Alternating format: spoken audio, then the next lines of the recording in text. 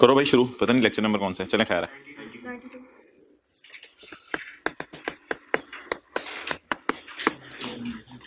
आवाज आ रही है भाई? तस्वीर तो आ रही होगी। अच्छा, क्वेश्चन नंबर 21। अच्छा, इसमें बस एक एडजस्टमेंट थी जो किसका पेबल टू गवर्नमेंट मैच कर गया था, हाथ खड़ा करें। पेबल टू गवर्नमेंट मैच कर गया था इनका, वेल डन। क्वेश्चन नंबर 21, इसमें ये देखें, गुड्स हमने सप्लाई की हैं, सेल में शामिल है ऐसी सेल जो हमने सप्लाई की है against which advance had been received in June. Sale में ऐसी सेल शामिल है जिसका एडवांस जून में आ गया था। भाई अगर एडवांस जून में आया था तो हम तो खड़े हैं अगस्त में, वो तो एडवांस जून में आया था, हम खड़े हैं अगस्त के अंदर। तो बोलें जी अगर एडवांस जून में आया था तो अब क्यों सेल में डाला होगा हमने? डिलीवर हुई होंगी। सोचें जरा, एडवांस आया किसी, सर आसिफ ने होंडा को पैसे दे दिए जून में, भाईजान गाड़ी दो, होंडा ने अगस्त में सेल रिकॉर्ड कर दी, क्या वजह बनी होगी? होंडा ने अगस्त में सेल रिकॉर्ड कर दी, डिलीवरी होगी ना। तो अब बताएं जी, what could be the possible reason हमारे सेल में डालने की? सेल इंक्लूड सेल, सेल में डालने की वजह क्या होगी? अच्छा, सेल रिकॉर्ड कब होनी चाहिए? जब डिलीवर होती है और डली भी अगस्त की सेल में हुई है, कुछ करने की जरूरत है? सोल्यूशन में इग्नोर ही किया हुआ था ना ये पॉइंट। हाँ सही है, डन। ये कितने लोगों का सही हो गया था घर में ही, ये वाला पॉइंट भी? ओके, अच्छा जी यार, ये एक दो लाइनें हैं चैप्टर 23 के स्टार्ट में। हाँ जी, हाँ जी, हाँ इलेक्ट्रिसिटी की बिल नॉर्मल क्लास में किया था, वर्किंग वन में डाल दिया ना इलेक्ट्रिसिटी का इनपुट, मशीन का वर्किंग वन में बॉटम में चला जाता है, इलेक्ट्रिसिटी का टॉप पे आ जाता है। अच्छा यार, नील रिटर्न क्या होती है? ये तो बड़ा सा वैसे चैप्टर 23 का पहला सफा। Nil return is return indicated no sales tax is payable by registered person. Chapter 23 का पहला सफा। नील रिटर्न का मतलब है इस महीने आपने कोई ना सेल किया ना परचेज किया तो नील रिटर्न जमा करवा दें। भाई भी आ गए, आप तो माशाल्लाह आगे पढ़ते हैं फिर हम। अच्छा, चैप्टर 22 में आए, आ जाए भाई, आ जाए, मेहरबानी होगी आपकी, आपका एहसान आपके घर वाले आप याद रखेंगे। तो अम्मी अब्बू की फिक्र कर लिया करें, मोबाइल छोड़ दें, पढ़ाई करें। बड़ी मेहनत से पाल पोस के आपको बड़ा किया, एक वक्त ये था आपको तो चलना भी नहीं। अच्छा, पेज नंबर 442। और फिर जब आपको दुनिया की हवा लगी तो ऐसे उसमें गुम हो गए कि याद ही नहीं था, पढ़ना भी है। कल मैं 4:15 बैठा था पढ़ने, दारी बात, टीचर को भी पढ़ना पड़ता है, और कोई रात 12:15 हो गए थे, पता ही नहीं चला। तो 7-8 घंटे बंदा आराम से दे सकता है घर में, तो हिम्मत और जज्बा होना चाहिए। अच्छा भाई, ये रह गया ना बस मेरे ख्याल से पूरे चैप्टर में, पेज 442 पे। और बोल दे हैं भैया, ऐसे बोल रहे हैं आप सोचे बगैर। अच्छा यार, ये एक रिडंडेंट सी चीज़ है, अपेरेंटली इस वक्त लॉ में नहीं होनी चाहिए, लेकिन लॉ मेकर कई दफ़ा लॉ बना जाता है और उसमें इनकन्सिस्टेंसी छोड़ जाता है, जो कि अगले साल फिर क्लियर कर देता है। तो कई दफ़ा लॉ में चेंज आती है, उस चेंज की वजह से कुछ चीज़ों को सही करना भूल जाता है। तो इसलिए ये थोड़ी सी लॉजिकल सी बात लगेगी, लेकिन थ्योरी की हद तक ना मजबूरन इसको क्रैम कर लें आप। भाई हमारा असूल वही है, सेल का रिकॉर्ड होनी है जब चीज़ें डिलीवर हों, सेल का रिकॉर्ड होनी है जब चीज़ें डिलीवर हों। अच्छा, अब ये मैं कह रहा हूँ, ये लॉ में गलती है, ये गलती है, ये कॉन्सेप्ट आपका न्यूमेरिकल वाला खराब कर सकती है, इसलिए न्यूमेरिकल वाला कॉन्सेप्ट वही है जो आज के न्यूमेरिकल में रिवाइज कराया। सेल का रिकॉर्ड होनी है, चीजें डिलीवर हो। कहते हैं अगर पार्ट पेमेंट हो रही हो, ये रॉ में गलती रहेगी भी है, अगर पार्ट पेमेंट हो रही हो किसी सेल की मद में, तो इसको आप रिकॉर्ड करो, इट शैल बी रिकॉर्डेड। इसको रिकॉर्ड करो उस महीने के रिटर्न में जिस महीने वो पार्ट पेमेंट आए। मिसाल के तौर पे आपका 10,000 रुपया इधर आया, रिसीव हुआ, फिर 20,000 इधर रिसीव हुआ, फिर आपने इधर चीजें डिलीवर की, तो सेल कब रिकॉर्ड होनी है? जनवरी में, फरवरी में, मार्च में। लेकिन बोंगी सी मार रहा है इस वक्त, लॉ में ये गलती है। अगर पार्ट पेमेंट हो तो सेल किसी महीने में तब रिकॉर्ड करो in the return for that tax month, यानी for a sale if any part payment is received for a sale in a tax month, it shall be recorded in the return for that tax month in which payment is received, in which payment, हालांकि ये law गलत है, मैंने आपको बता दिया, in which payment is received. याद करने के लिए ये बात समझनी पड़ेगी, लेकिन उल्टी सी बात है। तो अगर पार्ट पेमेंट हो तो सेल कब बुक करें? जब डिलीवर हो चीजें, या जब पैसे आए? जब पैसे आए। अजीब सी बात है। ओके ओके, आगे जी, पॉइंट बी, दोबारा पढ़ लें इसको, तो रटा तो मारने, तो रटा मारने के लिए कुछ ना कुछ लॉजिक होनी चाहिए। If any payment is received for a sale in a month, if any part payment is received for a sale in a month, it shall be recorded in a return in which the payment is received. Done. तो कह रहे हैं इसको कब sale में डालें? जैसे जैसे पैसे आए, तो इधर भी सेल में डालेंगे, इधर भी सेल में डालेंगे, इधर सेल में नहीं डालेंगे। अगला पॉइंट पढ़ें जी, ये नोट कर लिया आपने, नीचे नोट कर लें। यार ये पार्ट पेमेंट जैसे जैसे आती जाएगी वैसे वैसे सेल में डालते जाएं, ये गलत बात है, न्यूमेरिकल्स में कभी अप्लाई नहीं करनी। न्यूमेरिकल्स के लिए वही रूल है कि चीज सेल का रिकॉर्ड होनी है जब चीजें डिलीवर हो, बस।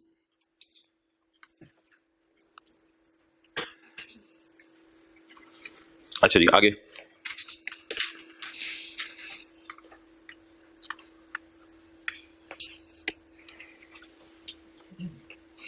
ये जी जनवरी का महीना है, ये फरवरी का महीना है, चीजें डिलीवर हुई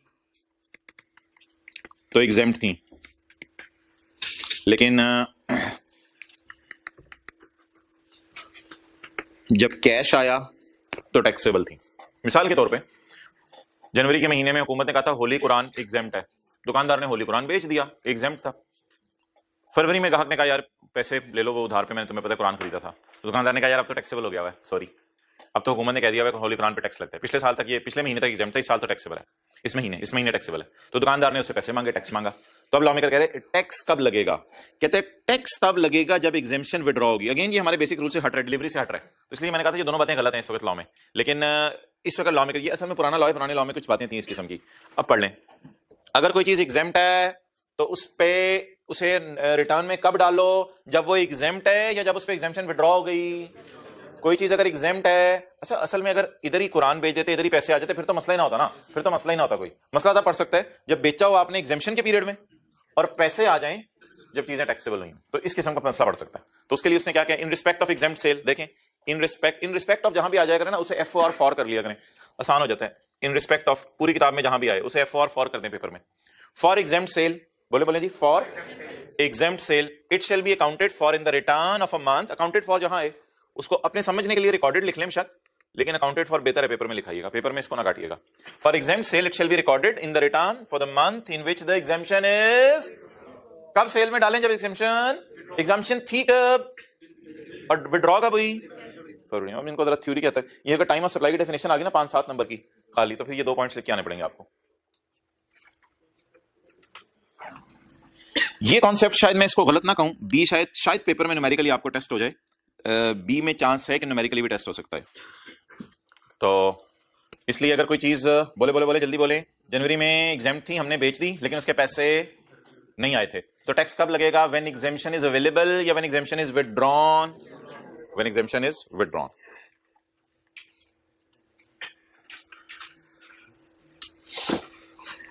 ओके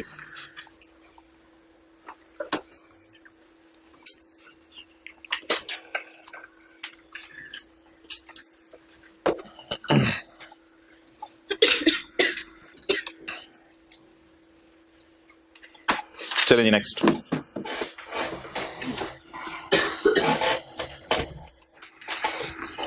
ठीक है रोबा, चैप्टर 15 में आए।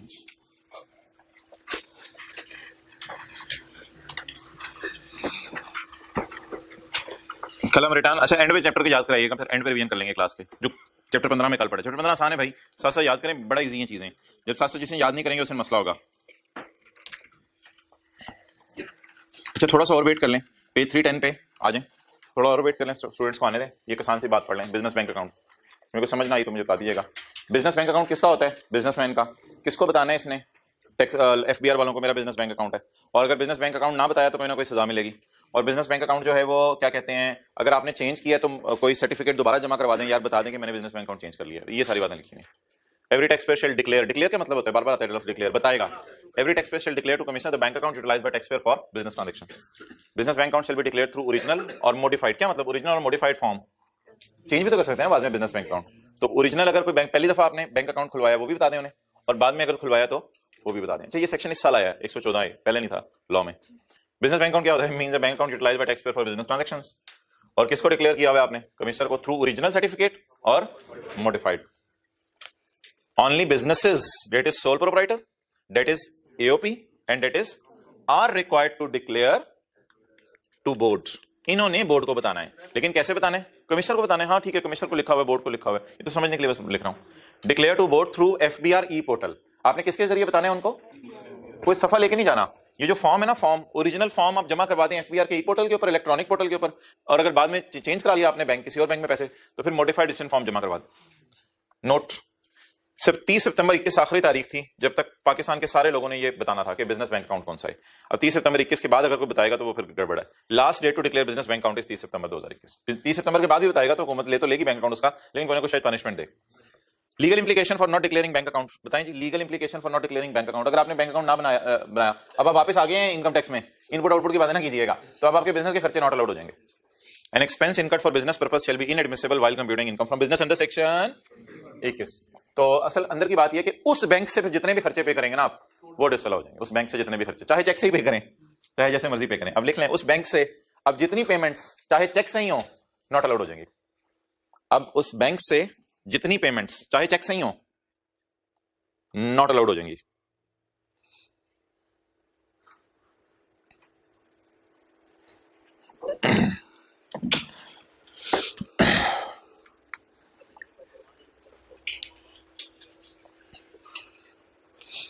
चलिए, बड़ा मजे का चैप्टर है ये, इसमें आसान आसान सी बातें हैं। अगली बात जी, सेक्शन 115। टिश्यू पेपर ला दो। अच्छा, बोले बेवा, यतीम, और तीसरा बोले माजूर, और चौथा बोले नॉन रेजिडेंट। बेवा, यतीम, माजूर और यतीम ऐसा जिसकी उम्र 25 साल से कम है। यतीम ऐसा जिसकी उम्र 25 साल से, इन चार लोगों को रिटर्न जमा कराने की जरूरत नहीं है। इन चार लोगों को रिटर्न जमा कराने की जरूरत नहीं है। लेकिन अगर ये 4 लाख से ऊपर कमा रहे हैं ना, फिर रिटर्न जमा कराएंगे, फिर कोई रिलैक्सेशन नहीं। तो कब जमा नहीं कराएंगे ये अब जरा समझ रहे हैं आपने। एक 4 लाख से ऊपर तो याद रखिएगा पूरे पाकिस्तान में किसी को रिलैक्सेशन नहीं है। जो 4 लाख से ऊपर कमा ले, he is required to file a return. ठीक है। अब वो इमरान खान की पिछली बीवी कौन सी? रेहाम खान। अब अगर 4 लाख से ज्यादा कमा रही हो, मैं तो बेवा हूं, मैं तो बेवा हो गई हूं, मैं नहीं रिटर्न जमा कराऊंगी, तो एफबीआई वाले कहेंगे तू लाखों कमा रही है, करोड़ों कमा रही है, तूने तो रिटर्न जमा। समझ आ गई बात? मिसाल से समझ आ जाती है। अच्छा, तो why she is required to file a return? मेरे ख्याल से 4 लाख से ज्यादा कमाई लेती हो मेरे ख्याल से। अब वो वीडियो भी नहीं है, भाई करें शादी होगी इनकी। अच्छा, ओ सॉरी, बेवा नहीं है। ठीक है, कोई और मिसाल ले लें, कोई और मिसाल ले लें। सही कह रहे हैं बिल्कुल। बेवा की कोई मिसाल दे दें। किसी औरत का शौहर नहीं फौत हुआ, किसी मशहूर औरत का शौहर नहीं फौत हुआ दुनिया में। अच्छा चलो छोड़ो। फॉलोइंग पर्सन्स आ विडो, सही कह रहे हैं आप। An orphan below the age of, ऐसा यतीम जिसकी उम्र 25 साल से, अ डिसेबल्ड पर्सन। और यार अगर ये ना इन 4 में से किसी एक में फॉल कर रहे हैं तो फिर इन्होंने रिटर्न जमा नहीं करानी। ये 4 पॉइंट्स कल पढ़े थे ना। इस्लामाबाद वाला पॉइंट है पूरा कॉपी पेस्ट किया हुआ, और दूसरा कौन सा पॉइंट है यार? रेटिंग एरिया वाला। और तीसरा कौन सा पॉइंट है? रेटिंग एरिया वाला और गाड़ी वाला। चौथा कौन सा पॉइंट है? गाड़ी वाला। ये 100% मैंने कॉपी पेस्ट किया उधर से, कंट्रोल सी कंट्रोल भी किया हुआ। अगर इन लोगों ने उन 4 पॉइंट्स की वजह से रिटर्न जमा करानी हुई ना, तो फिर ये जमा ना करवाएं। अच्छा, अगर इसके अलावा कोई और वजह बनी ना, तो फिर जमा करवाएंगे। अब ये सारी बातें ऐसे समझ नहीं आएंगी। सबसे पहली बेवा का नाम बताएं। मिस सलमा, बेवा हो गई है, शोहर उसका फौत हो गया, उसने फॉलोइंग इंफॉर्मेशन शेयर की है। कहती है मेरी इनकम 7 लाख है। बात खत्म, बस आगे सवाल ही ना पड़े। She is required to file a return of income. 4 lakh से ऊपर वाले को तो याद रखिएगा पाकिस्तान में सिरे से रिलैक्सेशन नहीं है। She is required to file a return of income. बाजी, you are required to file a return of income. आपका शोहर अल्लाह को प्यारा हो गया, लेकिन एफबीआर में आप जाएं बस। You are required to file a return of. आगे उसने बताया मेरे पास गाड़ी है। भाईजान गाड़ी की बुनियाद पर डिसीजन लेना। डिसीजन किस बुनियाद पे लीजिएगा? बस 4 लाख से ज्यादा है तो डिसीजन, ये डिसीजन की बेसिस है। तो she is required to file a return of income. आगे रीजन हम लिख देते हैं as income greater than 4 lakh. ये वजह है, गाड़ी गुड़ी वजह नहीं है। डिसीजन किस बुनियाद पे किया आपने? जो बंदा भी 4 लाख से ज्यादा कमाए एफबीआई जाए, बस बात खत्म। दूसरी बेवा का नाम बताएं। ताहिरा बाजी का भी शोहर फौत हो गया, उन्होंने ये इन्फॉर्मेशन आपसे शेयर की है। टैक्सेबल इनकम इनकी 2 लाख है, गाड़ी इनकी 1300 सीसी है। भाईजान 4 लाख वाली रिलैक्सेशन तो इनको मिल गई। अब 115 कह रहे हैं अगर बेवा से गाड़ी की वजह से रिटर्न मांगनी हो तो ना मांगना। अगर बेवा से गाड़ी की वजह से रिटर्न मांगनी हो तो ना मांगना। इससे किस वजह से आपका दिल चाह रहा था रिटर्न मांगे? गाड़ी के शोहर की गाड़ी थी, अपने नाम इसने करवा ली, बस इसको इसके पास अब गाड़ी है, तो गाड़ी की वजह से इससे रिटर्न आपने। कुछ समझ आई बात की? नहीं। तीसरी मिसाल से ज्यादा समझ आएगी। इरम बाजी हैं, उन्होंने ये फॉलोइंग इंफॉर्मेशन आपसे शेयर किया। उन्होंने कहा मेरी इनकम 2,80,000 है और मैं बेवा हो गई हूं, मैंने सीए किया हुआ है। She is the resident CA. कमाल है, हाथ दोगे इसके शोहर फोटो के, कमाल है जी। अच्छा, शी इज रेजिडेंट सीए। भाई आप जरा सोच के बताएं, इन 4 पॉइंट्स में तो रेजिडेंट सीए नहीं आ रहा, उधर से सिर्फ 4 पॉइंट उठाए हैं, सारे नहीं उठाए हमने। अच्छा, आप बता दें ये जो तीसरी औरत है ये जो तीसरी वाली औरत है भाईजान, क्या मैं ये कह सकता हूं कि सिर्फ 4 लोगों को इन सूरतों में रिलैक्सेशन है, इसके अलावा ये 4 लोग अगर किसी पॉइंट में ट्रैप हो गए, they are required to file a return of income. अब जो तीसरी वाली औरत है उसकी मैं बात करने लगा हूं। वो 4 लाख कमा रही है, नहीं जी, पहला ट्रैप तो आपने ये लगाया करना है। वो 4 लाख कमा रही है, सबसे पहला ट्रैप। ये तीसरी वाली औरत, वो मेरे ख्याल से सवाल में क्या लिखा है, कितना कमा रही है? 2,80,000 कमा रही है। और दूसरी बात लिखी हुई है वो उसने सीए किया हुआ है, तो 4 लाख कमा रही है, नहीं, यहां से बच गई। लेकिन विडो है, विडो को छूट सिर्फ कब अवेलेबल है? इन 4 सूरतों में। लेकिन वो इन 4 कैटेगरीज में नहीं गिर रही। She is a resident CA, she may be a doctor, she may be having NTN, हो सकता है उसने फैक्ट्री खोली हो, उसका बिजली का बिल 5 लाख से ज्यादा हो। She will file a return of income in these cases, but in these cases she will, I hope मेरे ख्याल से शायद बात क्लियर हो गई हो ये तीनों मिसालों से। अच्छा, पहली वाली कौन थी? पहली वाली का जरा देखें, पहली की इनकम। अच्छा, आप ऊपर से चलें, 7 लाख, इधर ही फंस गई, she will file a return. दूसरी वाली ताहिरानी, यार हाथ दोगी तो ना, इथे आओ तुसी। हाँ, दूसरी वाली की इनकम 2 लाख, यहां नहीं फंसी, इसके मुताबिक इनकम नहीं जमा करानी। आगे यार गाड़ी, इस 4 लोगों को रिलैक्सेशन है, ऐसी इसको आप कह रहे हैं रिटर्न जमा कराओ, ये रिटर्न जमा नहीं करवाएगी। क्यों नहीं जमा करवाएगी? क्योंकि इन 4 लोगों को रिलैक्सेशन अवेलेबल है ना, तो इस 4 कैटेगरीज में से ये 4 लोग फॉल कर रहे हैं, विडो यहां फॉल करिए। आगे बताएं, तो यहां तो नहीं फंसी, इन 4 पॉइंट्स में भी नहीं है, तो बस लिखते हैं एक्सेप्शंस इन 4 पॉइंट्स के लिए हैं। यहां आके आइए जरा पहले सफे पे, window, orphan below, non resident और डिसेबल्ड, इनको रिलैक्सेशन अवेलेबल है। ये पहला सफा था ना? जी क्या? हाँ, 500 स्क्वायर यार्ड मैंने दूसरी क्लास में देख लिया था, वो तकरीबन 16 मरले बनता है। चलो अच्छी बात है यार, अगले दिन आगे मान तो लिया ना। अच्छा, आगे चलें। वो बंदा गलती तस्लीम कर लेना तो उसको एप्रिशिएट किया करें। ये जिंदगी का रूल याद रखिएगा, ये नहीं कि ऊपर ट्राई कर दिया करें। तुम्हारे तो ऐसे करते हो, हद होगी यार, एक बंदा माफी मांग। अच्छा, तो नहीं, मैं तो जनरल बात कर रहा हूँ, तू इधर देख। अच्छा, हो गया ना तू। अच्छा जी भाई, अगली बात अब ये है कि इसमें से सवाल क्या आता है। तो सवाल इसमें से बड़ा आसान कॉन्सेप्ट है, तो सवाल की इंग्लिश बड़ी टेढ़ी है। सवाल की इंग्लिश आती है, persons granted immunity from filing of, immunity को रिलैक्सेशन समझ लें, जो मर्जी समझ लें, persons granting relaxation from filing of return. 3-4 number का सवाल आता है, किन लोगों ने रिटर्न जमा नहीं करानी। अच्छा, क्लास के बाद निकल के कोई बोंगी ना मारिएगा कि एक ही बंदे में ये चारों चीजें पाई जा रही हों। सर, ऐसी विडो जो यतीम हो चुकी है और माजूर है बेचारी और नॉन रेजिडेंट है, ओ हद होगी भाई, ये नहीं है, ये 4 अलग अलग बंदे हैं।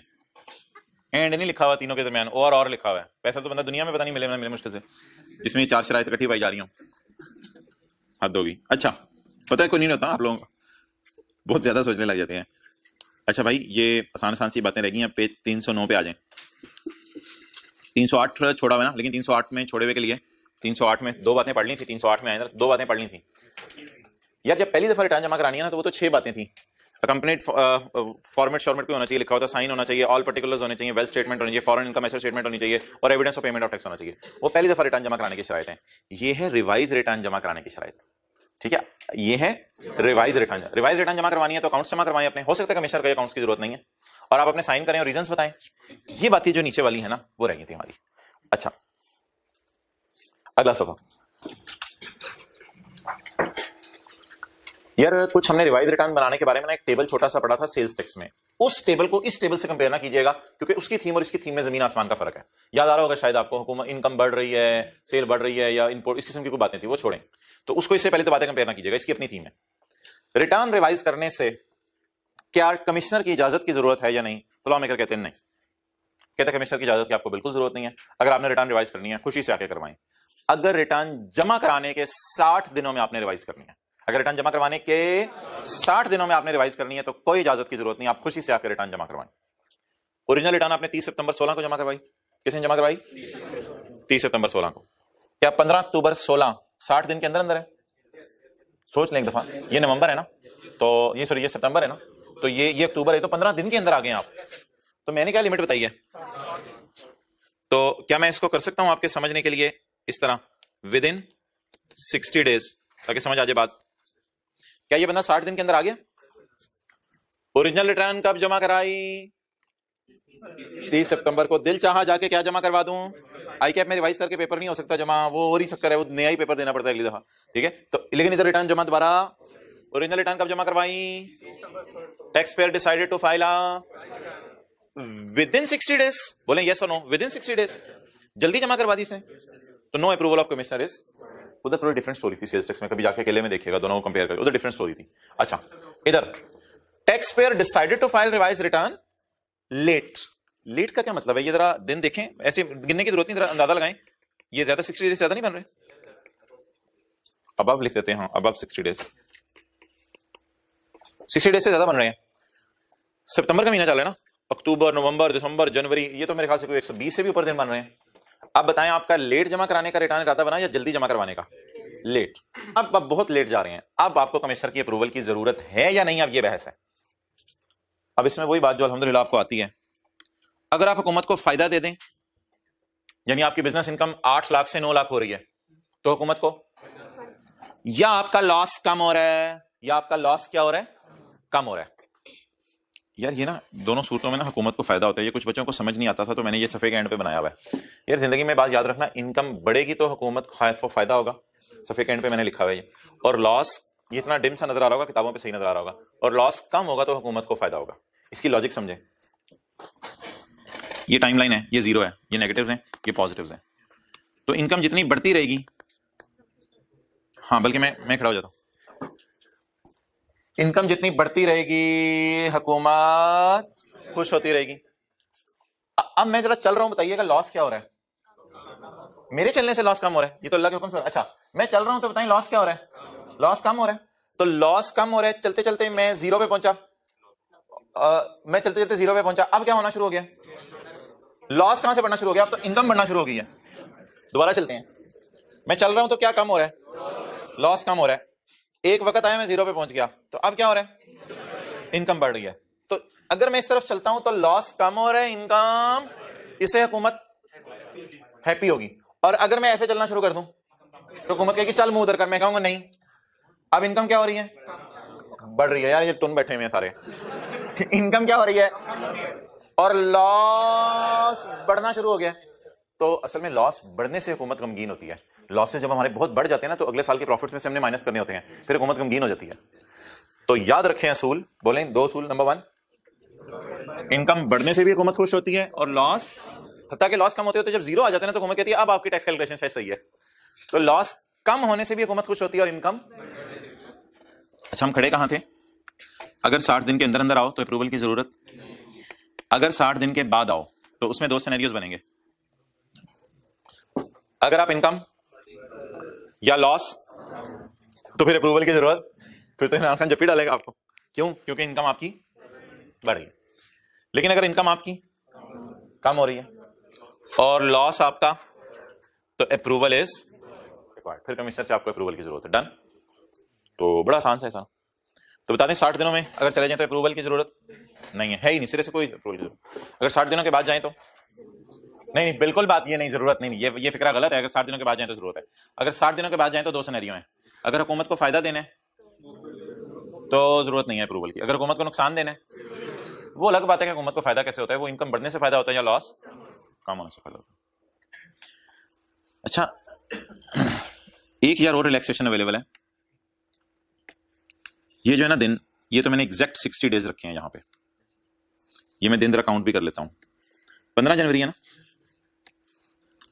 तो एक और 60 दिन है, ये कोई और 60 दिन है। जरा 15 जनवरी से आगे मुझे 60 दिन गिनवाएं। 16 से गिनना शुरू करें। 16, 17, 18, 19, 20। इसका एक तरीका होता है 16 से गिना, एक तरीका होता है 31 माइनस 15 का लेटर पे लिख लें। ये मैंने आपको शॉर्टकट बताया हुआ है। 31 माइनस 15 भी लेटर पे लिखा जा सकता है, 16 से गिना भी जा सकते हैं उंगलियों पे। 16, 31 माइनस 15 कितना आ रहा है? 16 दिन आ रहे हैं। तो वैसे उंगलियों पे 16 से 31 पे गिन के देख लें तो हजरत सली हो जाएगी। 16 दिन आ रहे हैं। जनवरी में 16 दिन, फरवरी में 28 दिन, और मुझे 60 आपने पूरे करवाने हैं। तो मार्च में कितना, कौन सी तारीख बनी? 16। ये ना मैंने एग्जैक्ट 60 डेज लिखे हैं, एग्जैक्ट 60 लिखा है आपने अपनी किताब पे, साथ वाले ने भी लिखा है, गुड। और ये भी लिखा है उसने, ये मैंने एग्जैक्ट 60 डेज लिखे हैं। ये बातें बड़ी आसान है, समझनी जरूर है, ये नहीं कि समझ ना रहे हो। अगर कमिश्नर ने अच्छा, आपने इजाजत अब किससे जाके मांगी है? अगर कमिश्नर ने इजाजत दे दी 60 दिनों में तो फिर तो बहुत अच्छी बात है, फिर तो बहुत अच्छी बात है, कमिश्नर ने खुद इजाजत दे दी है। लेकिन दो सिनेरियो बन सकते हैं। क्या कमिश्नर चुस्त था, 60 दिनों में इजाजत दे दी, तो फिर रिवाइज रिटर्न वैलिड है, रिवाइज रिटर्न जमा करवाएं। कमिश्नर सुस्त था, 60 दिनों में इजाजत नहीं दे सका, commissioner has given the approval in by 16 March, commissioner भूल गया, कमिश्नर भूल गया कि मैंने इजाजत देनी है। अब क्या सजा मिले कमिश्नर को? कमिश्नर भूल गया, लिखें कि मैंने इजाजत देनी है, उसे याद ही नहीं रहा कि किसी ने आके कुछ कहा भी हुआ है। जैसे प्रिंसिपल साहब को आप एप्लीकेशन दे डिस्काउंट के लिए, किसी चीज के लिए, उनको भूल ही गया, कमिश्नर भूल गया कि मैंने इजाजत देनी है, कमिश्नर भूल ही गया बेचारा, 60 दिन तक भूला रहा। अब कुछ नहीं हो सकता भाई कमिश्नर, अब तू मजे कर, अब एज्यूम कर लिया जाएगा कि रिटर्न। एक तीसरा सिनेरियो भी बन सकता है, वो मैंने यहां नहीं बनाया, कमिश्नर इजाजत ही ना दे, फिर तो जाहिर बात है रिटर्न इनवैलिड है। क्लियर? अच्छा, अब मतलब बता दें जरा तसल्ली से दोबारा। जिस सिनेरियो में इजाजत चाहिए वो मेरे ख्याल से यही सिनेरियो है, तो इसी को आगे मैं बढ़ाऊं, बाकियों को तो बढ़ाने की जरूरत ही नहीं। इस सिनेरियो को भी मैंने आगे नहीं बढ़ाया, इस सिनेरियो को भी मैंने आगे नहीं बढ़ाया, क्योंकि इजाजत की जरूरत ही नहीं है। आगे बढ़ने की कहां जरूरत है? जहां इजाजत की, जिस सिनेरियो में मैंने कहा इजाजत की जरूरत है, अगर उस सिनेरियो के अंदर कमिश्नर ने आपको इजाजत दे दी 60 दिनों में, फिर तो बहुत अच्छी बात है, आपकी रिटर्न वैलिड होगी। कमिश्नर ने इजाजत ना दी तो ना दी, वो मैंने सिनेरियो नहीं डाला इधर, कमिश्नर ने इजाजत नहीं दी तो ना दी तो ना दी। एक सिनेरियो मैंने और पुट किया है, कमिश्नर ने ना ये कहा इजाजत दे रहा हूं, ना ये कहा इजाजत दे रहा, भूल गया इजाजत देना। अगर 60 दिन आप गुजर गए और इजाजत नहीं मिली आपको, तो अज्यूम किया जाएगा इजाजत और आपकी रिटर्न वैलिड है। डन? पेज 308। ये इट से क्या मुराद है? Revise return, revise return. It से क्या मुराद है? Revise return. पिछले सफे पे आ गया हूं मैं, बीए कराने लगा हूं मैं आपको, ये बीए इंशाल्लाह हो जाएगा 5-7 मिनट में। इट से क्या मुराद है बोले? Revise return is accompanied by approval of commissioner. अच्छा, मोटा मोटा रूल क्या कहते हैं? अप्रूवल चाहिए कमिश्नर की। हाउएवर दिस अप्रूवल, इसको आसान कर लें, क्या लिखेंगे यार इधर? However approval is excellent, excellent. However, approval is not required. However, approval is not required. लिख लें इस तरह, आसान कर लें। It is accompanied by approval of commissioner. However, approval is not required if revised return is filed within 60 days. सही है जी? नजर मालूम नीचे।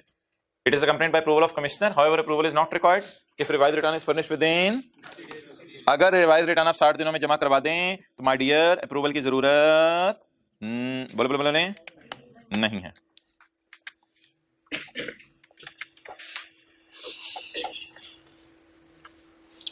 सही है जी? अगर रिवाइज रिटर्न आप 60 डेज में जमा करवा दें तो अप्रूवल की जरूरत नहीं। ये दो लाइनें मत पढ़ें। तीसरी line, further no approval is required if taxable income is more, if taxable income is, अगर हुकूमत को फायदा दे रहे हैं देन, नहीं ये हाँ ठीक है, मोर देन, और loss declared is less then determined, इसको जरा अंडरलाइन करके अभी फिलहाल कुछ और लिख लें, डिटरमिन्ड अंडर ओरिजिनल रिटर्न। अभी सेक्शन 120 नहीं पढ़ा ना, determined under original return. Original return की बनिस्बत अगर आप इनकम ज्यादा कर दें तो जी आया नो, लॉस कम कर दें तो जी आया नो। वेलकम। आप पढ़ें, सदा सी बात है, no approval is required, no approval is if income is more than original return or loss is less than original return, तो भी अप्रूवल की जरूरत नहीं है। अब ये दो बातें जो मैंने पढ़ी, वो दरमियान वाली दो लाइनें पढ़े बगैर जरा मुझे बताएं। पहली लाइन क्या लिखी हुई है? या खैर मैं पढ़ता हूं। It is accompanied by approval of commissioner. पहला हमने समझा कि कमिश्नर की अप्रूवल चाहिए होती है, पहली लाइन में ये लिखा हुआ था, लेकिन आगे उसने कहा नहीं, however approval is if revise return is furnished within 60 days. दूसरा हमने क्या पढ़ा? No approval of commissioner is required if income is more और लॉस इज लेस। ये बात हो गई। ये बात पढ़ ली, ये बात भी पढ़ ली, इनकम इज मोर और लॉस इज लेस। अब कौन सी बात रहेगी? ये वाली बात रहेगी। तो इस वाली बात में बस वो ये वाली बात अब कर, further where commissioner is not pass order of approval in writing, जहां कमिश्नर भूल जाए, सुस्त कमिश्नर ऑर्डर देना भूल जाए अप्रूवल का, for revision of with in 60 days, 60 दिनों में ऑर्डर देना भूल जाए। ये अलग से 60 दिन है, ये हमारी रिक्वेस्ट के बाद 60 दिन शुरू होंगे। तो from the date revision was requested कर लें इसे, from the date revision was requested by us, by tax pair,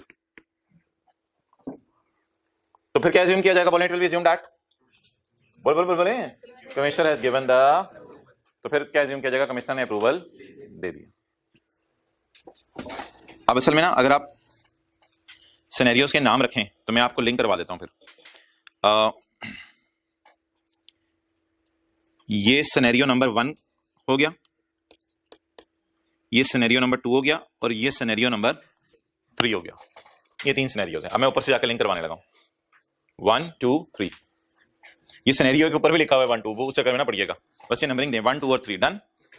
अब भाईजान 1 उसने पता है कहां डिस्कस किया है?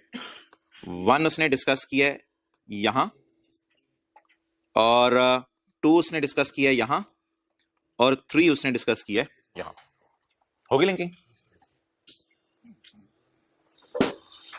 चलें इधर ही याद कर लें आप बैठे बैठे, 1 को याद करें। कमिश्नर की अप्रूवल चाहिए, लेकिन कब नहीं चाहिए? जब आप 60 दिन में जा रहे हैं। जब आप 60 दिन में जा रहे हैं तो अप्रूवल की जरूरत नहीं है। एक सिनेरियो में अप्रूवल की जरूरत नहीं है, जब इनकम बढ़ा के जा रहे हो या लॉस, ये वो दूसरा वाला सिनेरियो। और आखिरी सिनेरियो, अगर आपने अप्रूवल की रिक्वेस्ट कर दी और कमिश्नर 60 दिन में अप्रूव ना कर पाए, ये कमिश्नर के लिए 60 दिन है, हमारे लिए नहीं है, और कमिश्नर 60 दिन में अप्रूव ना कर पाए तो कमिश्नर को क्या सजा मिलेगी? समझा जाएगा कमिश्नर ने अप्रूवल दे दिया, हालांकि कमिश्नर ने साइन करना भूल गया था, लेकिन अज्यूम किया जाएगा उसने साइन कर दी और अप्रूवल उसने दे दी। डन। अच्छा यार, कई दफा ऐसा होता है, ये अगली बात समझ आ गई ठीक है, ना समझ आई कोई मसला नहीं, इसलिए कह रहा हूं आज याद कर लीजिएगा इस बात को। ना समझ आई कोई मसला नहीं इसलिए कह रहा हूं क्योंकि ना अभी हमने 121 पढ़े, ना 122 पढ़े, ना 122A पढ़े, ना 129 पढ़े, ना 132 पढ़े, ना 133 पढ़े। ये सारे सेक्शन हमने नहीं पढ़े। तो ये सारे सेक्शन पढ़ के एक दफा दोबारा नजर मार लेंगे इधर आके, फिर आप कहेंगे हाँ अच्छा ये लिखा हुआ था। लेकिन आज मैं कहता हूं इसको रटा तो मार लें यार घर जाके। अंग्रेजी जरा आप पढ़ें। Taxable income in revise return is greater, बोले वो अगेन हुकूमत को खुशी वाला सिनेरियो है ना। Taxable income in revise return is, loss in revise return is less, again हुकूमत वाला सिनेरियो है। Then the income determined in previous order issued by tax और एपलेट अथॉरिटी। ये क्या है यार, ये हमारी रिटर्न से कंपेयर नहीं कर रहा, ये शायद कोई कोर्ट का ऑर्डर आ गया है, कोर्ट का फैसला आ गया, उसके बाद आपका दिल चाहा कोर्ट से भी शायद गलती होगी है, मैं और ज्यादा टैक्स दे दूं हुकूमत को। तो ये कोई आप बहुत ही ज्यादा नेक इंसान है। देन हमारी पुरानी रिटर्न की निस्बत नहीं, ऊपर क्या कह रहा था? ऊपर कह रहा था हमारी पुरानी रिटर्न की निस्बत एज कंपेयर टू, मैंने इसको कटवा के क्या लगवाया था? देन डिटरमिन्ड अंडर ओवर, इधर हमारी ओरिजिनल रिटर्न से ज्यादा हो रहा है ना, इधर किसी और चीज से कंपेयर करे, पता नहीं वो क्या चीज है, हमें समझ में नहीं आ रही, लेकिन पढ़ लेते हैं आज। Taxable income in revise return is greater than income determined in previous फैसला, पता नहीं ये कौन हमारे खिलाफ फैसले किया करेंगे इन चैप्टर्स में। प्रीवियस फैसला issued by tax authority of बियर वगैरह, एपलेट अथॉरिटी कोर्ट वगैरह। तो अगर उनके फैसलों के बाद भी हमारा नेकपन अंदर से जागे और हमारा दिल चाहे और ज्यादा टैक्स जमा कराएं, कहते हैं आ जाओ मसला नहीं, आज कोई मसला नहीं। तो कोर्ट में कोई केस चल जाए और बाद में आपका दिल चाहे अगली पार्टी को थोड़े और पैसे देने को, तो हुकूमत कहती है आ जाओ कोई मसला नहीं, यानी एफपीआर को और पैसे देने जाके। तो ये जरा याद रहेगा। यहां क्या लिखा हुआ था? Then determined under original return, ये मैंने लिखवाया। और यहां क्या है? देन डिटरमिन्ड, इनकम का लफ्ज काट दें, देन डिटरमिन्ड काफी है, द इनकम। और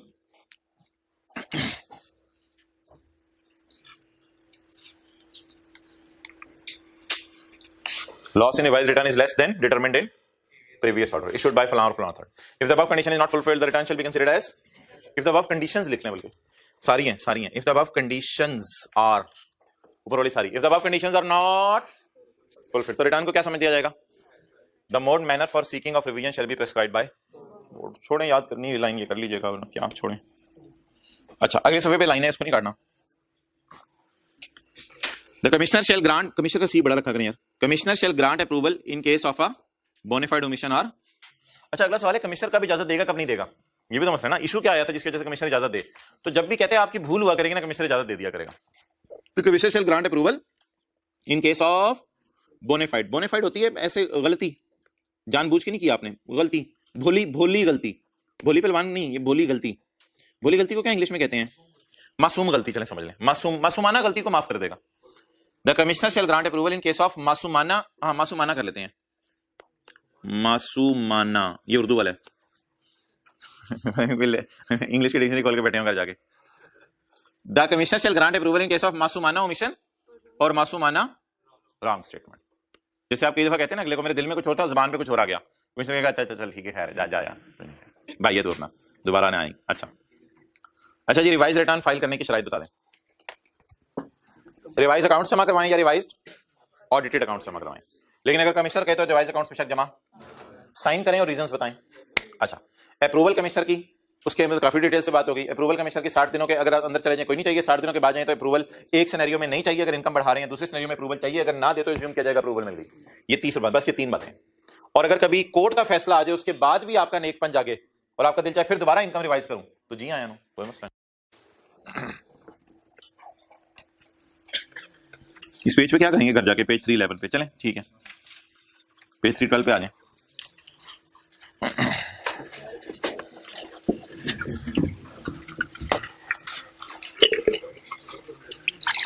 बस अब आज जो मेन टाइम आपने घर में देना है ना, वो ये 3 पॉइंट्स याद करने पे आपको टाइम लगेगा, 60 दिन और ये सारा,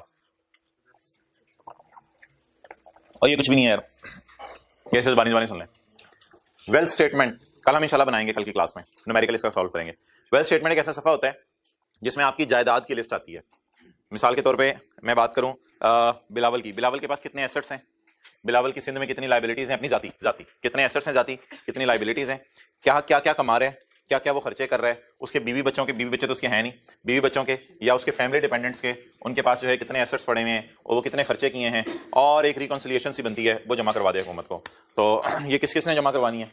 वेल्थ स्टेटमेंट जमा करवानी होती है हर इंडिविजुअल ने पाकिस्तान में, और हर एओपी के पार्टनर ने, हर इंडिविजुअल ने और हर एओपी के पार्टनर ने, इन लोगों ने वेल्थ स्टेटमेंट जमा करवानी है बस। और वेल्थ स्टेटमेंट रिवाइज भी हो सकती है, पढ़ लें कुछ चीजें तो पूछ लें, कल बनाएंगे ना इंशाल्लाह, बस ज़्यादा समझ आ जाएंगी। पहला जरा याद कर लें वेल्थ स्टेटमेंट में क्या क्या चीजें होती हैं। The commissioner may by notice require any individual to file a, it will contain the following particulars. Wealth statement में क्या क्या होगा जी? Total assets and liabilities of a person, total assets and liabilities of बीवी, first करें बिलावल की शादी होगी, total assets and liabilities of minor children and other dependents on the date specified in the notice. Assets transferred by Bilawal to any other person, हो सकता है बिलावल कोई ऐसे ट्रांसफर कर दे, किसी को तोहफे में दे दे, किसी भी वजह से ट्रांसफर कर दे during the period specified. During the period क्या मतलब भाई, एसेट अगर किसी को ट्रांसफर करते हैं तो एज ऑन नहीं करते, साल में बार बार करते रहते हैं। तो इधर लफ्ज लिखना है पेपर में आपने during the period, during the period को अंडरलाइन कर लें। तो एसेट ट्रांसफर साल में एक दफा करते हैं या बार बार करते रहते हैं, जिसमें पीएनएल के साथ आप लोग लिखते हैं अकाउंटिंग क्लास में ड्यूरिंग द ईयर। तो asset transferred by Bilawal to any other person during the period specified in the notice. Notice में आमतौर पे साल ही होता है, साल बता देगा कमिश्नर कि इस साल में आपने कितने एसेट ट्रांसफर किया। And the consideration for transfer, जाहिर बात है कितने का बेचा लिखें, कितने का बेचा, कंसिडरेशन फॉर ट्रांसफर। कुछ लोग मुफ्त में ट्रांसफर कर देते हैं, कुछ पैसों का ट्रांसफर करते हैं। द डिटेल ऑफ खर्चे, कितने के कपड़े खरीदे, कितने के जूते खरीदे, क्या क्या खरीदा घर में, घर के बिजली के बिल कितने आए, इस सब का रिकॉर्ड बिलावल ने रखना है। The detail of expenditure incurred by person, his spouse, his minor children and the dependents during the period specified in the notice.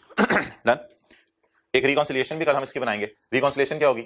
साल के शुरू की जायदाद ले लेंगे, साल के एंड की जायदाद ले लेंगे और मैच करेंगे कि ये दोनों फिगर्स में फर्क किस वजह से आया है, कुछ कमाया होगा, कुछ खर्च किया होगा, तो इसका नाम क्या पड़ जाएगा? It will be furnished by the due date specified in the notice. Commissioner ने नोटिस देके मांगी थी ना, तो ये जब कमिश्नर आपको नोटिस देगा तब तक आपको फिर जमा करवानी पड़ेगी। किस बंदे ने जमा करवानी है? ये हर पाकिस्तानी बंदे ने जमा करवानी है जो रिटर्न जमा करवाने जा रहे हैं। रिटर्न किसने जमा करवानी है वो कल बहुत डिटेल से पढ़ लिया हुआ है, तो जिसने भी रिटर्न जमा करवानी है उसने सारी डिटेल भी जमा करवानी है। Every resident user shall furnish a wealth statement and wealth, इसके साथ जमा करवाएगा अलॉन्ग विद रिटर्न, जिसने रिटर्न जमा करवाने जा रहा होगा। It will be furnished by the due date for furnishing the, ये तो लिख लें, अलॉन्ग विद का मतलब भी तो यही था, अलॉन्ग विद को अंडरलाइन करके तो लाइन खींच लें, यही तो मतलब था अलॉन्ग विद का, दोबारा क्यों लिख रहे हैं? अलॉन्ग विद का भी तो यही मतलब था। आपने किसके साथ जमा करवानी है? रिटर्न के साथ। क्या जमा करवानी है? जिसमें क्या डिटेल होगी? Assets, liabilities, assets transferred, expenses और वेल्थ रिकॉन्सिलिएशन। क्या 4 चीजें ऊपर पड़ी हैं? Assets, liabilities, assets transferred. Okay. Can wealth statement once furnished be revised? क्या वेल्थ स्टेटमेंट जमा करवा दें तो रिवाइज हो सकती है? If a person discovers any omission और रॉन्ग स्टेटमेंट इन अ, अगर आपको कोई वेल्थ स्टेटमेंट में गलती मिल जाए, ही कैन रिवाइज इट, आप इसको क्या कर सकते हैं? रिवाइज कर सकते हैं by intimation to the commissioner, commissioner को इंटीमेट करके भाई मैं रिवाइज वेल्थ स्टेटमेंट लेके आ रहा हूं। रिवीजन, अब कल हम जब वेल्थ स्टेटमेंट बनाएंगे तो पता चल जाएगा वेल्थ स्टेटमेंट और रिटर्न में फर्क क्या होता है। Revision can be made before the receipt of notice for amendment in assessment. ये रिवीजन कब तक हो सकती है?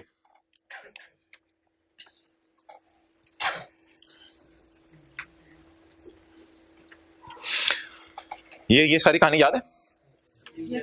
इसके बाद क्या? इसके बाद असेसमेंट ऑर्डर आता है ना। इससे पहले जब मर्जी रिवीजन कर दें कोई मसला नहीं।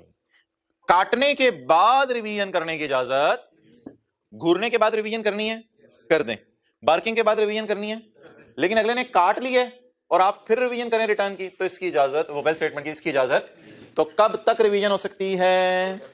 बोले बोले बोले बोले नोटिस ऑफ ऑडिट से पहले, शो कॉज नोटिस से पहले या काटने से पहले? सॉरी ये पॉइंट हमारा क्या था? Every partner of an AOP, every partner of an AOP shall furnish wealth statement, wealth reconciliation statement along with the return. अच्छा, if a person discover any omission और रॉन्ग स्टेटमेंट या wealth statement, क्या मतलब discover the wrong statement? Bilawal भूल गया था लाहौर के अंदर भी बहरिया टाउन में उसका प्लॉट है, भूल गया था डालना, वेल्थ अपनी गलत बता दी, या भूल गया था मैंने खर्चे करते हुए जो है वो फलां होटल में खाना खाया था वो मैं बताना भूल गया, तो कोई मसला नहीं। If a person discover any omission और wrong statement in a wealth statement, he can revise it by intimation to commissioner. Revision can be made before the receipt of notice for, ये कौन सा नोटिस है? Notice for amendment in assessment. आपको काटा जाने लगा है, उस काटने से पहले आप क्या कर सकते हैं? रिवीजन कर सकते हैं। सर ये क्या होता है अमेंडमेंट ऑफ असेसमेंट? भाई बड़ी डिटेल से एक दिन में पढ़ेंगे, 122 डिटेल से पढ़ लेंगे फिर पता चल जाएगा। अच्छा, रिवाइज वेल्थ रिकंसिलिएशन स्टेटमेंट, जाहिर बात है अगर आपने वेल्थ स्टेटमेंट रिवाइज किया है तो ये जो कोई चीज अजीब सी हमने पढ़ी है ये भी तो रिवाइज करनी पड़ेगी।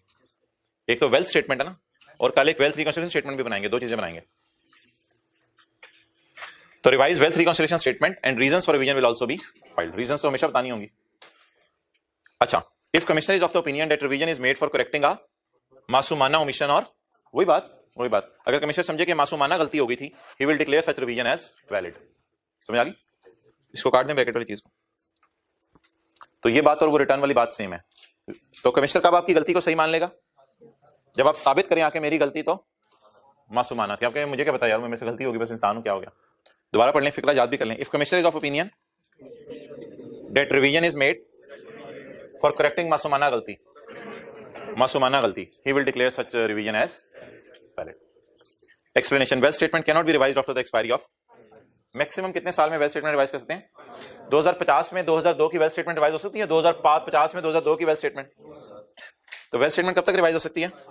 From the due date of filing of return, जिस दिन आपने रिटर्न जमा करवाई उसकी ड्यू डेट से।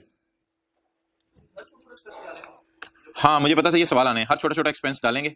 कल मैं आपको बताऊंगा, लोग 2 नंबरी करते हैं, एक्सपेंसेस डालते नहीं, एक्सपेंसेस को बैलेंसिंग ले लेते हैं, तो एक्सपेंसेस का रिकॉर्ड रखना बड़ा मुश्किल होता है लोगों के लिए। तो वो छोड़ें अब बात।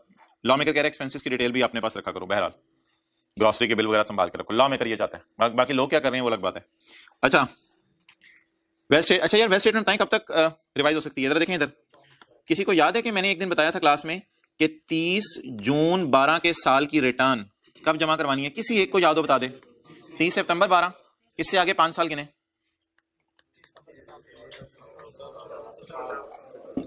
तो जिस बंदे ने 30 जून 12 में कुछ कमाया है, रिटर्न कब जमा करवाएगा? रिटर्न के साथ क्या जमा करवाएगा? इस दिन क्या करेगा? रिटर्न फाइल करेगा प्लस वेल्थ स्टेटमेंट फाइल करेगा।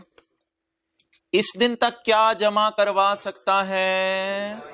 Revised wealth return. रिवाइज कब कर सकते हैं? ये लॉ में नहीं लिखा हुआ। लोग कहते हैं लॉ में गलती है, लॉ में एरर है। रिटर्न रिवाइज कब तक कर सकते हैं ये नहीं लिखा हुआ। वेल्थ स्टेटमेंट कब तक रिवाइज कर सकते हैं? 5 साल तक। 5 साल कब से गिनना शुरू करने हैं? 30 जून क्या है मेरा? ये कौन सा साल है? 12। छोटी छोटी चीजें हैं, याद करनी है घर जाके तसल्ली से, याद इधर भी हो रही हैं। कितने अरसे के अंदर return revise wealth statement revise कर सकते हैं? 5 साल। 5 साल कब से गिनना शुरू करेंगे? नोट कर लिए? Well done.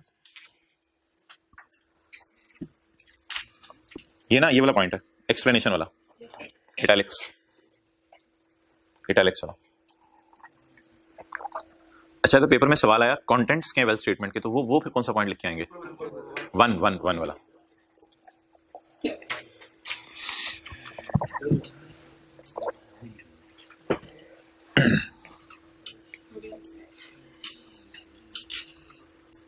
ओके बताएं जी, wealth statement can not be revised. यार ये अजीब इंग्लिश ना लिखा करें, can be revised within. अंग्रेजी आसान करें, ऐसे ये बोंगी सी अंग्रेजी लिखी होती है, बंदे को परेशान करती है। कैन नॉट करके इंग्लिश और ओकी हो जाती है, इंग्लिश को आसान कर लें। बताएं ये पढ़ें, wealth statement can be revised within 5 years from the due date of filing of return. माशाल्लाह, ये बात होती है मर्दों वाली एहतमामन। चलें यार ये पढ़ के फिर पास पेपर शुरू करें। ये भी वही है, foreign income and asset statement. Foreign income है वही वाली चीजें आपने बतानी है, लेकिन आप पाकिस्तान वाले मुल्क की बतानी है, बाहर वाले मुल्क की। तो आज 3 चीजें आपने याद करनी पड़ेंगी। एक 60 दिनों वाली बात, एक आपको बात याद करनी पड़ेगी वो वेल्थ स्टेटमेंट वाली चीजें। ये तो मेरे ख्याल से याद हो गई हैं। वेल्थ स्टेटमेंट में 3 सब सेक्शन थे, 1, 2 और 3। 1 में था क्या क्या जमा करवाना है, 2 में था हर इंडिविजुअल ने जमा करवाना है और हर एओपी के पार्टनर ने, और 3 में था रिवाइज कब तक कर सकते हैं, इस किस्म की बातें। फॉरेन इनकम एसेट स्टेटमेंट जहन में ले आए, नवाज शरीफ जहन में, अल्ताफ हुसैन जहन में ले आए, जो भी आप पसंद करें। लेकिन अगर नवाज शरीफ रेजिडेंट है तब तो चले मरियम नवाज जहन में ले आए। Every resident individual having foreign income equal to or greater than $10,000। Every resident individual having foreign assets with a value equal to or greater than $1,00,000। भाई वो बातें अपनी जगह है कि आपने फॉरेन इनकम अगर वो बातें अपनी जगह, रेजिडेंट ने पाकिस्तान और फॉरेन दोनों पे टैक्स जमा कराना है, वो बातें अपनी जगह। ये टैक्स जमा कराने की बात नहीं हो रही, ये बस हुकूमत को डिटेल जमा कराने की बात हो रही है। तो जिस रेजिडेंट बंदे के, मिसाल के तौर पे सर आसिफ का ये दावा है, सर आसिफ का ये दावा है कि $11,000 मेरे पास पड़े हुए हैं, बाहर के मुल्क में मैंने कमाए हैं, तो क्या वो फॉरेन इनकम जमा करवाएंगे? तो पढ़ लें सर आप 2-3 पॉइंट।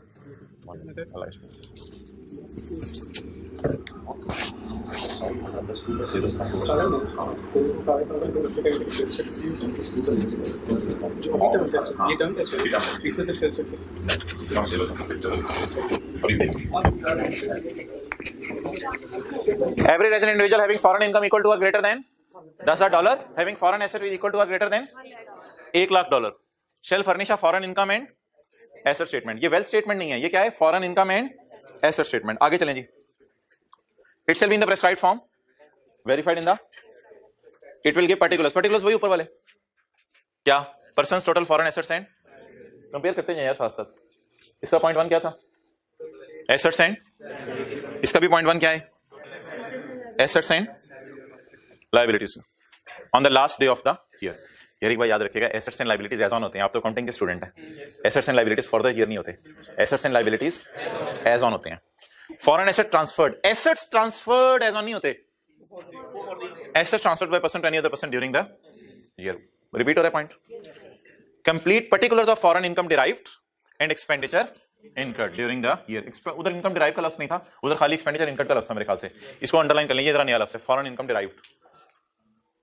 उधर कौन सा लफ्ज है बोले? Expenditure incurred. आगे चलें जी।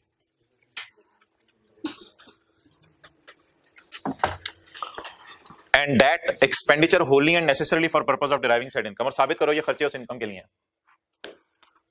तो कमिश्नर पॉइंट 2, अगर ये बंदा every resident individual shell furnish, अगर ना फर्निश करे तो क्या करें फिर? 1 में क्या लिखा हुआ है? ही शेल फर्निश, ना करे तो देख लेते। द कमिश्नर में by notice require to furnish. फिर कमिश्नर कह देगा यार दे दे, तेरी मेहरबानी है, to furnish the foreign income and asset statement. Who in the opinion of commissioner was required to furnish it? Who is required to furnish it? ये लोग $10,000 से ज्यादा वाले, but he has failed to do so. तो बता दीजिए बुरे बच्चे को क्या सजा मिलेगी? कोई सजा नहीं, सादा सी सजा है। Commissioner will require him to file it, it will be furnished by the due date specified in the notice. तो पॉइंट 2 की हेडिंग दे दें, अगर बंदा खुद जमा ना कराए तो कमिश्नर दे देगा। पहले 1 की हेडिंग दें, खुद जमा करा दे, खुद जमा करा दे, मरियम बाजी खुद जमा करा दें foreign income asset statement, Maryam बाजी खुद जमा करा दें। और 2 में लिखें अगर अगर अगर अगर अगर खुद ना जमा कराए तो कमीशन नोटिस दे देगा।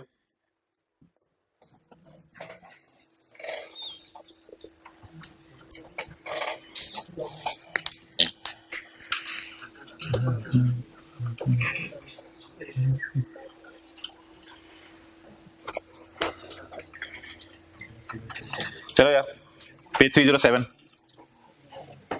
बस काफी हो गया। पेज 307, किस किसने रिटर्न जमा करानी है? ये पेपर में सवाल आता है। इंग्लिश में क्या सवाल आता है? Who is required to file a return of income. ज़हन में आ रही हैं चीजें? पास्ट पेपर के सवालों की रिवीजन हो रही है, ये समझ लें। पेपर में सवाल आता है when a return is considered as, यार ये बड़े इंपॉर्टेंट हमारे आखिरी चंद मिनट है। Who is when a return is considered as complete, ये 5-6 बातें पढ़ी थी, साइन वगैरह हो, एविडेंस ऑफ पेमेंट हो। इलेक्ट्रॉनिक फाइलिंग आज तक नहीं आई, ऊपर वाले 2 सवाल आए हैं। इलेक्ट्रॉनिक फाइलिंग ये भी आ सकता है, ये कोई 4-5 दफा पेपर में आया है। Can commissioner demand a return for a period of less than 12 months. 4 लोगों के याद हैं? अच्छा, ये सवाल पेपर में 4 और 5 जो है वो आ जाता है अक्सर। इसमें ना 12 महीने वाली रिटर्न जमा करानी होती है, इसमें लेस देन 12 मंथ नहीं है। ये ना ये 12 महीने वाली रिटर्न है, ये लेस देन 12 मंथ वाला ऊपर सिनेरियो कवर हुआ है। जो डॉक्टर, जो इंजीनियर 12 महीने वाली रिटर्न कई सालों से जमा, उसको 30 दिन दिए जाएंगे रिटर्न जमा कराने के लिए। कितने सालों की मांगी जा सकती है ये अलग बहस है, आपको पता है। ये तो बड़ा 6 तो बड़ा पेपर में फौरन पता चल जाएगा। रिवाइज रिटर्न जमा कराने की शराइत, रिवाइज रिटर्न जमा कराने की शराइत। और ये पता चल जाएगा कि रिवाइज रिटर्न पर कितना टैक्स जमा करवाना है। रिवाइज रिटर्न जमा कराएं तो साथ कितना टैक्स जमा करवाना है। ये जो सेल्स टैक्स से मिलता जुलता डब्बा था। बिजनेस बैंक अकाउंट अलग से सेक्शन आएगा। किन लोगों को इम्यूनिटी दी गई है, रिलैक्सेशन दी गई है रिटर्न जमा करवाने से। पास पेपर के सवालों पे ज्यादा फोकस करें जो मैं बोल रहा हूं। इसके बाद किसने वेल्थ स्टेटमेंट जमा करवानी है। पॉइंट 2 किसने, इंग्लिश का फिक्र मैंने ऊपर लिखा है जो पास पेपर में आता है। किसने वेल्थ स्टेटमेंट जमा करवानी है। वेल्थ स्टेटमेंट में क्या क्या होना चाहिए। What are the contents of, contents को अंडरलाइन करके पर्टिकुलर्स भी लिख लें। What are the particulars of wealth statement. अच्छा यार ये ना एक चीज आपको और बता दूं, अगर पेपर में सवाल है ना किसने वेल्थ स्टेटमेंट जमा करवानी है, तो ये 3 बातें लिख के आइएगा। Every resident individual, every partner of AOP, commissioner में by notice require any individual. ये भी तो पावर है ना। तो अगर पेपर में सवाल आ जाए किसने रिटर्न जमा करवानी है, तो ए बी सी बताएं किसने जमा करवानी है। Every resident individual, every partner of an and every person to whom commissioner has requested. इन 3 लोगों ने क्या जमा करवानी है, वेल्थ स्टेटमेंट। अगला सवाल क्या आएगा बोले, रिवीजन। हाईलाइट नहीं कर रहे आप, रिवीजन। किसकी रिवीजन, भोली गलती हो, मासूमाना गलती हो तो इंशाल्लाह रिवीजन की इजाजत मिल जाएगी, कोई मसला नहीं। और 5 साल के अंदर रिवीजन हो सकती है। 5 साल from the due date of return, filing of return. 116A। अच्छा किसने जमा करानी है, देखिएगा मेरा सर्कल, किसने जमा करानी है। $10,000 से ऊपर वाले ने क्या जमा करवाने, डन कंटेंट्स। तो ये पर्टिकुलर्स हो गए और ये पर्संस हो गए जिन्होंने जमा करवानी है। अलग अलग सवाल आ सकता है ना, किन लोगों ने जमा करवानी है।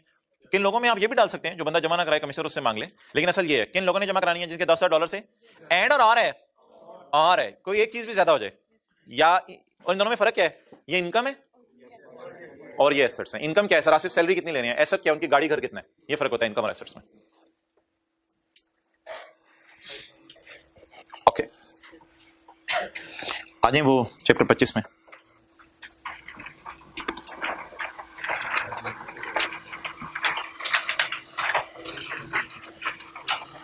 ये मजे का सवाल है ना, बच्चों वाला, बिल्कुल बच्चों वाला। छोटा सा सवाल, एक एडजस्टमेंट नहीं है उस सवाल में, एक भी एडजस्टमेंट नहीं है उस सवाल में, एक टके की एडजस्टमेंट नहीं है उस सवाल में। क्वेश्चन 22 एक एडजस्टमेंट नहीं है इस सवाल में। All the figures are excluding sales tax and sales tax rate 17%। ये एडजस्टमेंट है गलती से सवाल में, एक एडजस्टमेंट नहीं है सवाल में। ये उनका होमवर्क है पेज 526 पे। हो भाईजान चले मैं आपको नहीं बताता, इसमें जो मेन बात है मजे की वो नहीं बताता, वो इंशाल्लाह आप कल करके आए।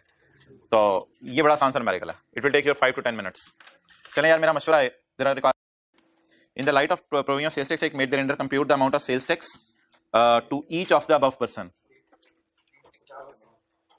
To each of the above person का मतलब क्या है, ओ भाईजान 4 न्यूमेरिकल हैं यार, 4 न्यूमेरिकलियां हैं और विदाउट एडजस्टमेंट्स। परचेजेस और सेल दी हुई है लोगों की, बस ऊपर देखें परचेजेस दी हुई है और नीचे तो 4 न्यूमेरिकलियां हैं।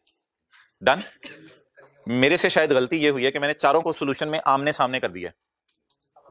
आप लोग आमने सामने ना कीजिएगा, खुद ही कंफ्यूज हो जाएंगे। एक बंदे का न्यूमेरिकल एक सफे पे, दूसरे का दूसरे पे, तीसरे का तीसरे पे। पेपर में कोई मसला नहीं, पेपर में एक सफे भी कर सकते हैं, वो सवाल ही किया। लेकिन मेरा मशवरा है रजिस्टर पे 4 सफे अलग अलग, मिस्टर ए का सफा, मिस्टर बी का, मिस्टर सी का, फिर सोल्यूशन से इंशाल्लाह मैच कर लीजिएगा। डन हो गया। कितनी देर में हो जाएगा ये सवाल, टाइम सेट करके कीजिएगा। बहुत ज्यादा अपने टाइम रखा, मैं 25-30 मिनट का सवाल नहीं है, बिल्कुल नहीं है। लेकिन जाहिर बात है शायद उसने इसलिए टाइम ज्यादा रखा है कि बच्चों ने 4 सफों पे करना है, तो बार बार आउटपुट का लफ्ज, बार बार इनपुट का लफ्ज, बार बार वो सारे लफ्ज, इस वजह से शायद उसने टाइम ज्यादा रखा। 20-25 मिनट में कर लीजिएगा इस सवाल को। और इसको मैं डिस्कस नहीं करूंगा, खुद ही जान मार के दाएं बाएं वाले से आपने जो है वो डिस्कस करना है। परचेज और सेल तो धीमी, और क्या दिया हुआ सवाल में। अच्छा चैप्टर 24 निकालें। और यार थ्योरी के सवाल तो कराने दे यार, हद हो गई यार, इन चीजों को साथ साथ खत्म करें आप। और कितना फरवरी में डालें सारी चीजों को, मेरी कोशिश है 3-4 फरवरी तक आपको फारिग करूं। अच्छा निकालें यार ये, ताकि एक महीना तो होना मेंटली बंदा था। निकालें, अगर 3 फरवरी तक कोशिश करेंगे, 3-4 फरवरी तक फ्री हो जाएं, ताकि अगर न्यूमेरिकल्स की क्लास 1-2 हमें आगे करनी पड़े वो हम कर लें किसी दिन एक बुला के, तो उसके अलावा हम फ्री हो जाएं। अच्छा ये निकालें क्वेश्चन 67 यार, 67 का 2, 67 का 2 और 3 कर दें 60। पहले 3 कर लें आसान। Concept of provisional and final adjustment in relation to apportionment of input. Concept of provisional and final. भाई ये सवाल कर रहे हैं साथ साथ सेल्स टैक्स के जो आना एक दे रहा हूँ। कितने लोग कर रहे हैं, आप भी तो कितने लोगों ने कल किया था, हाथ का करके बताएं। ठीक है, ये अगला वाला बात कराइएगा, ये मत छोड़ेंगे। आखिरी दिनों में टाइम ले लें, आखिरी दिनों में थ्योरी याद करेंगे, न्यूमेरिकल कर रहे होंगे। Concept of provisional and final adjustment. और थ्योरी देके ऐसे परेशान ना हो जाए करें आप जैसे लोगों ने पिछले दफा पेपर दिया और पास हुए हैं, कोई खलाई मखलूक तो नहीं आई थी आसमान से, उनके लिए भी यही सिलेबस, उनके लिए भी यही किताबें थी, अल्लाह का शुक्र है पास भी हो के आए हैं और आराम से 60-70% रिजल्ट क्लास का आ जाता है। तो आप चाहे माशाल्लाह 80-90% आपकी क्लास का 100% आ जाए। तो इसलिए चीज़ों को हवा ना बनाएं अपने ऊपर। कॉन्सेप्ट ऑफ प्रोविजनल एंड लगे रहें, बस ये है लगे रहे। Concept of provisional final adjustment बोले, खोलें खोलें खोलें जल्दी सफा बताएं। सबसे आखिरी, एक्सेलेंट, बिल्कुल भाई ने सही बताया, सबसे आखिरी पेज है, कौन सा है? 477 पे सबसे आखिरी लाइन है, 1 से 1.5 लाइन है या 2 लाइनें हैं मैक्सिमम। मिल गया concept of provisional and final adjustment, मिल गया आखिरी लाइन। ओके आगे चलें जी, इधर आए। How and under what circumstances inland revenue may recover the sales tax from a person without issuing notice. भाई पूरी किताब में, ये अनलकीली ना मेरे पास सफा नहीं है ये वाला, पूरी किताब में सिर्फ एक ही सेक्शन ऐसा है जहां पे लिखा हुआ है नोटिस दिए बगैर टैक्स मांगा जा सकता है। वो सेक्शन कौन सा है? वो मैं सबसे आसान वाली जगह से पकड़ूंगा, चैप्टर 22 का पहला सफा, पहला सफा भी नहीं, चैप्टर 22 इस नाम से कुछ आ रहा होगा आपके सामने, चैप्टर 22 के पहले सफा जहां पे 22 लिखा हुआ है ना बड़ा बड़ा करके, इधर आके मुझे ढूंढ के बताएं सीरियल नंबर 15, सीरियल नंबर 16 और फिर उसकी हेडिंग पढ़ें, short paid amount recoverable without. तो सेक्शन की हेडिंग्स मैंने इकट्ठी करके एक जगह पे लिख दी हुई हैं। तो short paid amount recoverable without notice, इसको चलें छोड़ें, किताब में आए 11A खोलें, 11A बताएं जी क्या लिखा हुआ है 11A में? क्या शॉर्ट पेड अमाउंट रिकवर की जा सकती है without notice? By stopping removal of goods. तो भाई ये एक ही जगह है पूरे लॉ में जहां लिखा हुआ है short paid amount recoverable without. How and under what circumstances? How by stopping removal, how by attachment of accounts, and under what circumstance? Circumstance ये है कि बंदे ने रिटर्न से में लिखा हुए से भी कम टैक्स जमा कराया, ये गलती उसने की थी। How and under what circumstance. Class खत्म हुई।